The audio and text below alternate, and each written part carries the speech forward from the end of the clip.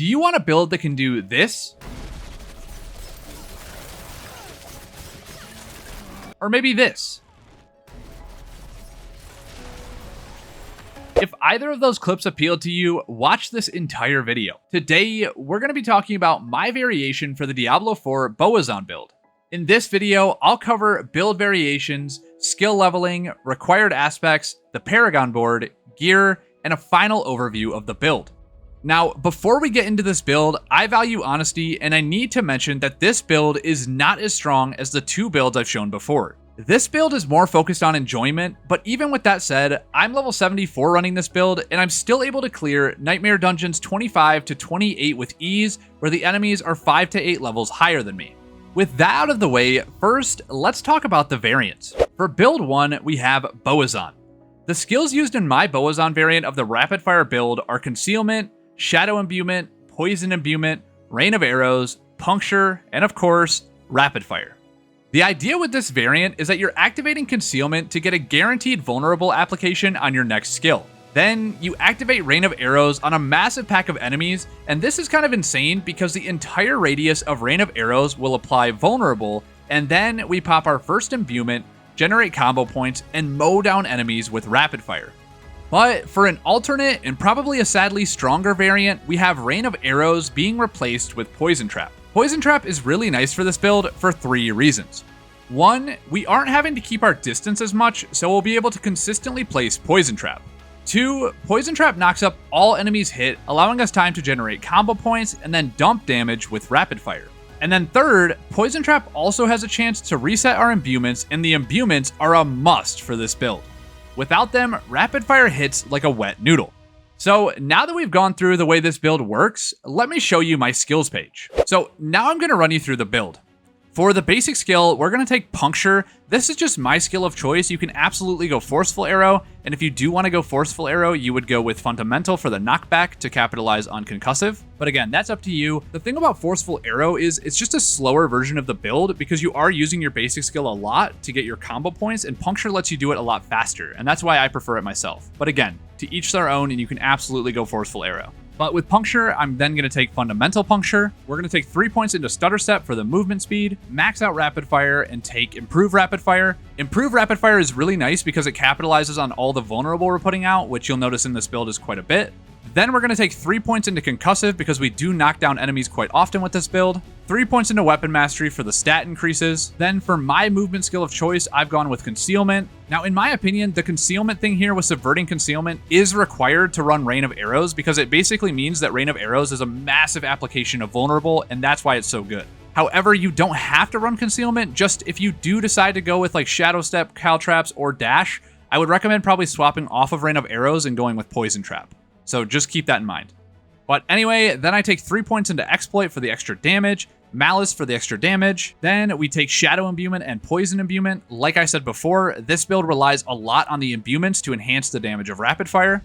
Then for our imbuements, we're going to take Blended for each of the imbuements. So the logic behind going Blended Shadow Imbuement is the fact that you're getting extra vulnerable out. Basically with this build, we want to make sure we can apply as much vulnerable as possible because Rapid Fire with Improved Rapid Fire is capitalizing on all those vulnerable stacks. And then with Poison Imbuement, we take Blended Poison Imbuement as well because we are critting quite often, so this amplifies our poison damage. Then I opted to take 1 point into Deadly Venom for a little bit increased damage. You could put this point wherever you want realistically. I just decided to go here. You could probably put it into Consuming Shadows or max out Innervation, put an extra point in Adrenaline Rush. It's really up to you. Then I took Shadow Crash to get 1 point in Consuming Shadows. The energy regen is really nice because you are killing enemies very often with Shadow Imbuement, so you're going to be getting a good amount of energy back. And like you're going to see in the aspect part, we want to keep our resource as high as possible to amplify the damage of Rapid Fire.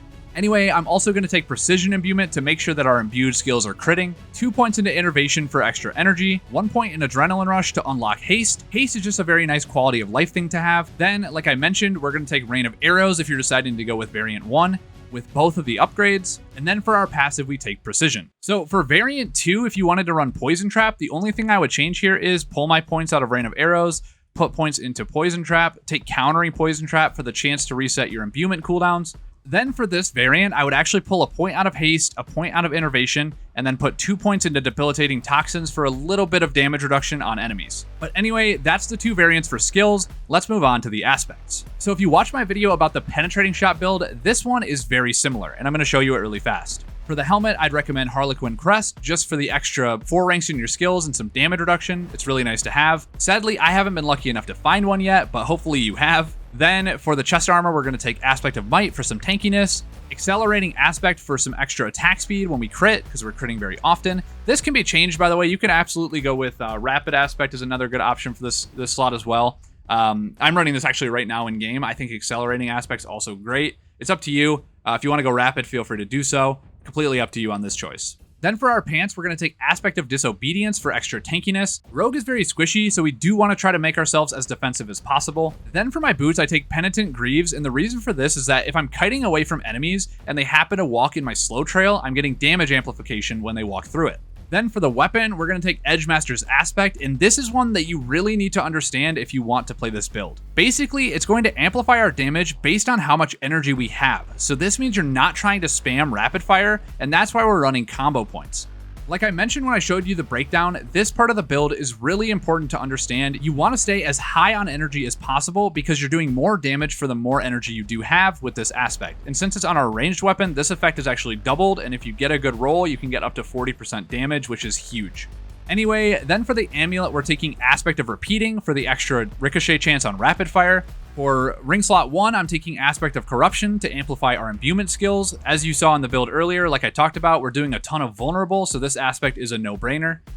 For our second ring, we're going to take Aspect of the Expectant to get more damage on our core skill when we're using basic skills. This aspect is just really nice if you're running combo points because you're always going to be attacking 3 times with your basic skill and then using your core skill. So if you have a maximum roll of this, you're getting that 30% bonus damage every single time. Then for our dagger slot, I want to take Condemnation here because it's also going to amplify our core skills if we're spending 3 combo points, which again, like I said, huge part of this build is understanding combo points. Then we're going to take Vengeful Aspect because we're making enemies vulnerable all the time and we want that extra crit strike chance. Now, I do want to mention something you can do here if you are a huge fan of Rain of Arrows. So with the amulet, actually credit to someone in the comments, I'll try to pop it up on screen here.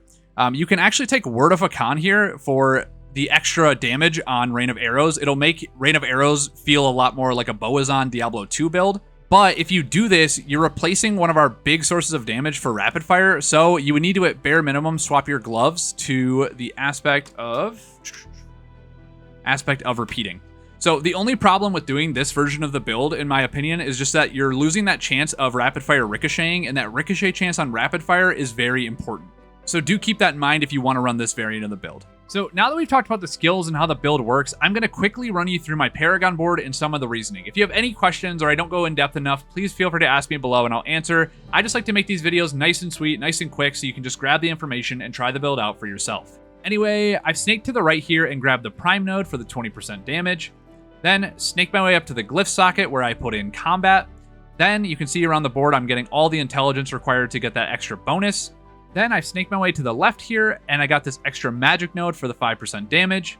And then I snaked my way all up here to get the next board, which is the Eldritch Bounty board. This board is nuts for this build because all of our damage is coming from imbuements modifying our rapid fire, so this board complements us really well. Anyway, I snaked my way to the left here and got the Imbuer node. The Imbuer node is really important to have because it's modifying our imbued skill damage a ton. You also want to make sure you're grabbing all 3 of these nodes for the modified damage, and then snake your way up to the Eldritch Bounty node. Then I snaked my way up here, and I got the Ready Supply node for the non-physical damage. That basically aka means imbuement skill damage, in a different way of saying it. Then I also grabbed both the skill cooldown nodes as my snake nodes. Then I went up and I got the Glyph socket here where I put Efficacy. Now there's a lot of intent behind putting Efficacy here. So as you can see as the first thing here, it grants an 85% bonus to all rare nodes within range. So you might be thinking like, well, we didn't take Dosage, but we did take Potent. So because we have Efficacy here slotted in, this node is getting modified and giving us 55.5% imbued skill damage, which is insane. Then because I also have the additional bonus for the Efficacy node, I'm also getting 20% increased potency on my imbuement skills. So now we need to talk about the third board, and I need to give you a decent disclaimer here. I'm experimenting with this board right now. I'm trying out the Exploit Weakness board. And as you can see, I don't have a ton of points in it anyway, so I haven't gotten to explore it. So if you want to try a different board here, or you have more Paragon points than I do, feel free to go your own path here. But I am really confident on this second board here with Eldritch Bounty being really good. Anyway, if you do think I have it right and you want to follow my pathing, I've gone up to the left. I got the Glyph socket that I haven't gotten the secondary requirements for because I don't have the points to. And then I've gone to the left to get Artifice for the vulnerable damage. So I know we've already talked about the aspects, but I'm actually going to talk to you about the gear and the stats and my secondary stats that I'm running for each of my pieces. So I want to mention a couple of things first. One of the most important stats that you're going to need for this build is vulnerable damage. You'll see my weapon here has a double roll, so I have 120% extra vulnerable damage. And that is almost a must in my opinion, and that's why I'm running this crossbow. You also want, as an added bonus, you want any sort of damage that modifies our imbuement skills, our crit hit chance, our crit hit damage. Any of those nodes are really nice to have. Additionally, on your gloves, if you can get lucky and you can get 3 ranks of Rapid Fire, that'd be awesome because you get that extra modifying damage on your Rapid Fire. I got Penetrating Shot. I haven't been able to find new gloves yet. Then some added mentions for your helmet. You want maximum energy here. And I actually got lucky here and got 4 ranks of Shadow Imbuement, so that was really nice for me to have. Again, you can run a lot here. This piece can have a lot of different roles like Resource Regeneration, Maximum Energy, Dexterity, Shadow, Poison Imbuement, things like that. You can also get armor on this piece. You'll see I put armor on this because I value being tanky, but that's just my opinion. For your chest and your pants, in my opinion as well, you want to make sure you have a bunch of defense stats because these pieces give a ton of it. Then you have your pieces that are almost the most important, in my opinion, your jewelry. So you can see from my ring here, I have poison damage, damage to distant enemies, shadow damage, and crit strike chance. Now, again, like I mentioned, you could have crit strike damage on this, you could have vulnerable damage, you could have imbued crit chance, you could have imbued skill cooldown. There's a ton of different things you can put on your jewelry. In my opinion, the best in slot, honestly, would be vulnerable damage, crit strike chance, crit strike damage, and then some modification to your imbuement skill for both of your rings. Then for my necklace, I actually have a really nice utility necklace here. So I have energy cost reduction, imbuement skill damage, ultimate skill damage for my rain of arrows because I am playing the Bowazon variant of this, and then imbuement skill cooldown reduction, which is really nice and helps me to make sure I'm always able to line up my imbuements so I'm never having downtime. So for an overview of the build, I've tested Barrage, Rapid Fire, and Penetrating Shot. All 3 of the builds fortunately run similar gear, only changing 1 or 2 aspects. They all focus on the same stats and have similar Paragon boards. This makes the builds really cool to me because you're not having to respec completely and find new gear to switch between the 3. But out of the 3 builds, I do want to highlight Rapid Fire is honestly the weakest. I wanted to make this video though to give an option for people who missed Bowazon from Diablo 2 and have another option if Penetrating Shot or Barrage aren't up their alley. And Rapid Fire isn't that bad, it's just not as good as the other 2 builds. You can still one-shot bosses and mow down big packs of enemies, just where I am at the end game, content gets hard. Level 74 to 100 is the most difficult stretch of the game, where you want to push the highest level content possible.